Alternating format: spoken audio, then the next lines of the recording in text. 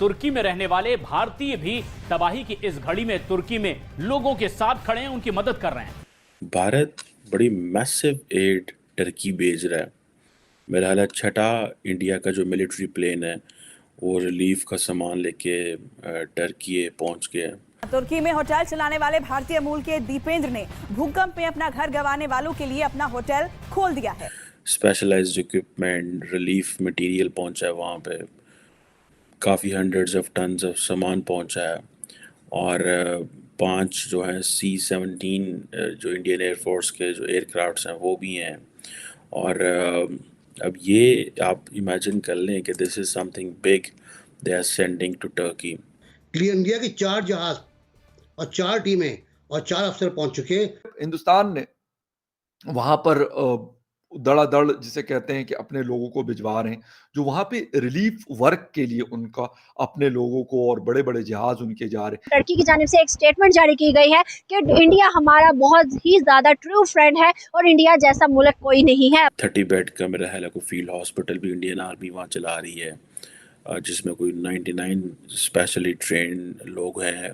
तो एक बड़े पैमाने पे इंडिया जो है वो अपनी अपनी टीम्स वहाँ डिप्लॉय कर रहे हैं। वहां पे अगर कुछ उनको दे नहीं सकते तो वहां जाने की क्या जरूरत है? सबसे पूछने वाली बात तो ये है, आप यहाँ कदमों में पड़े हैं IMF के। अगर दुश्मन भी है तो आज बुरे वक्त में वो दूसरे हमारे मुस्लिम कंट्री की हेल्प कर रहा है।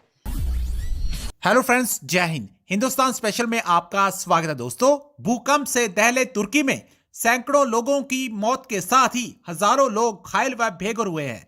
भारत सरकार ने बचाव दल के साथ राहत सामग्री भेजकर तुर्की की मदद का हाथ बढ़ाया है।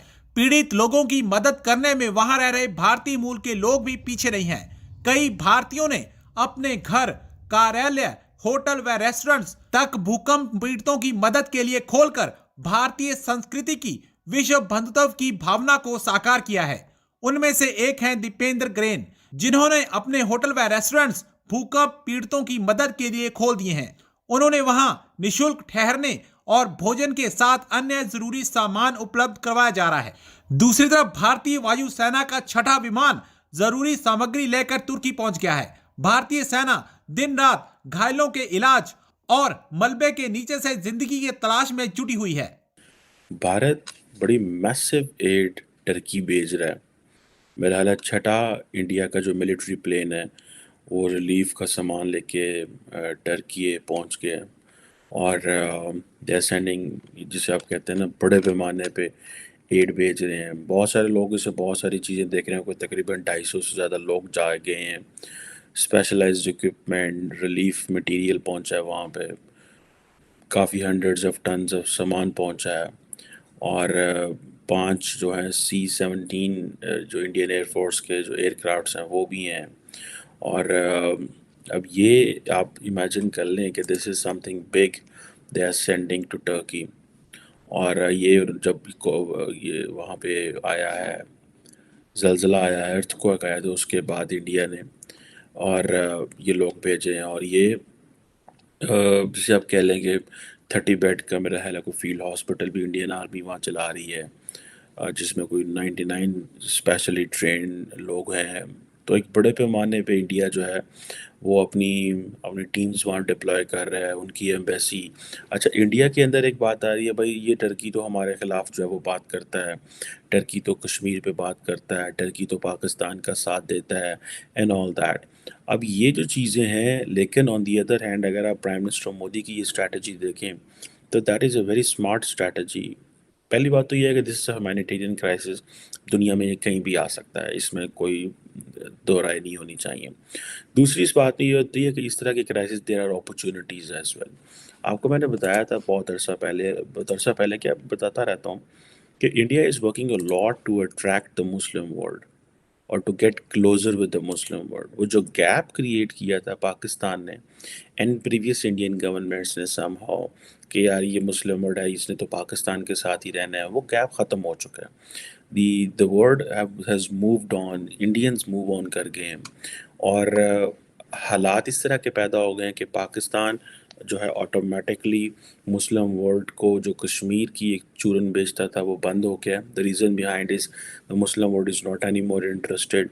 मुस्लिम वर्ल्ड खुद जो है वो वहाँ पे चली गई है, इसराइल से ताल्लुकात ठीक कर रही है, कश्मीर के मसले को वो भूल चुके हुए हैं। दूसरा ये है कि वो समझते हैं कि इंडिया के अंदर वो पोटेंशियल है। अच्छा हुआ कि ये साहिबान जो दोनों हमारे हैं ये नहीं गए। यार उनके ऊपर एक तकलीफ परेशानी वाला दौर गुजर रहा है और ऊपर से हम उनके ऊपर मजीद बर्डन डाल रहे हैं।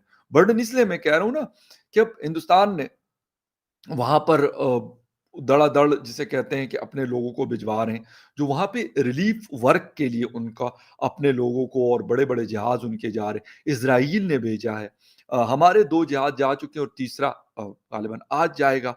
तो ये मैं कह रहा हूँ कि वो चीज़ है, ज़्यादा उनको ज़रूरत है कि वहाँ पे जो लोग काम कर सकते हो, जो बिल्डिंग्स गिरी हैं वहाँ पे जो रेस्क्यू वर्क है उसमें उन लोगों का हाथ बटाया जाए, या डॉक्टर्स हैं, नर्सिंग स्टाफ है, इस तरह के लोगों की, इंजीनियर्स हैं, उनकी शायद ज़्यादा ज़रूरत है। मैं कहूँ जी हाँ, अगर फ़खर यूसुफज़ई जाता है तो यार कवरेज के लिए जा सकता है। बाकी अब मैं कहूँ कि नहीं जी मैं तो अब वो कर लूँ, हाँ बिल्कुल रिलीफ उसमें जो हाथ पाँव का काम है वो बिल्कुल कर लेना चाहिए, मेरे ऊपर भी वो एक रिस्पॉन्सिबिलिटी आती है। लेकिन अगर मैं कहूँ कि यार मैं वहां जाऊं और मुझे जो है वो अच्छे से प्रोटोकॉल में और एयरपोर्ट से रिसीव करे और ये कर ले वो कर ले, गॉड ऑफ फन, तो मेरे ख्याल में ये एक बड़ा एक अजीब किस्म का हमारी गवर्नमेंट का फैसला था। जो चले उन्होंने किसी भी वजह से लोग कहते हैं जी टर्की ने इनको मना कर दिया कि यार आप ना आए। तो यार ऐसे में अगर आप ऐसी कोई हरकत करेंगे किसी के घर में, मैंने कहा कि तकलीफ परेशानी, और आप मजीद उनका हाथ बिठाने की बजाय मजीद उनके ऊपर बर्डन डाले। और देखिए आरजू, मैं सबसे पहले तो ये पूछना चाहूंगा कि ये वहां पे अगर कुछ उनको दे नहीं सकते तो वहां जाने की क्या जरूरत है भाई? सबसे पूछने वाली बात तो ये है। आप यहाँ कदमों में पड़े हैं IMF के, तलवे चाट रहे उनके कि भैया डॉलर दे दो, डॉलर दे दो, तो वहां जब दे नहीं सकते तो ये खर्चा करने की क्या जरूरत है? और खुद अकेले नहीं जा रहे, तो फॉरेन मिनिस्टर भी साथ जा रहे थे।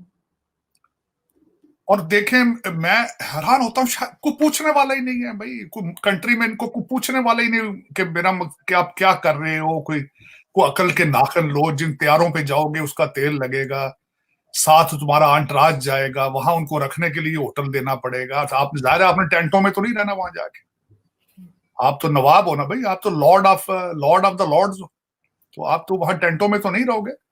तो कुछ हया करो। अच्छा किया, बहुत अच्छा किया टर्किश लोगों ने, उन्होंने कहा भाई ये ऐसी मोहब्बत से हम बात आए, आप ना ही आओ तो बेहतर है, आप ना ही आओ। आप अपने मुल्क में देखो कि गुरबा की हालत क्या होने वाली। मैं अभी थोड़ी देर बाद आगे बताना चाहूंगा आपके कि IMF के जो फाइनल चीजें पहुंच रही हैं, अब 1-2 दिन रह चुके हैं उनके, लेकिन उसके बाद आपकी हालत क्या होने वाली है ये मैं आपको अभी थोड़ी देर में बताता हूँ।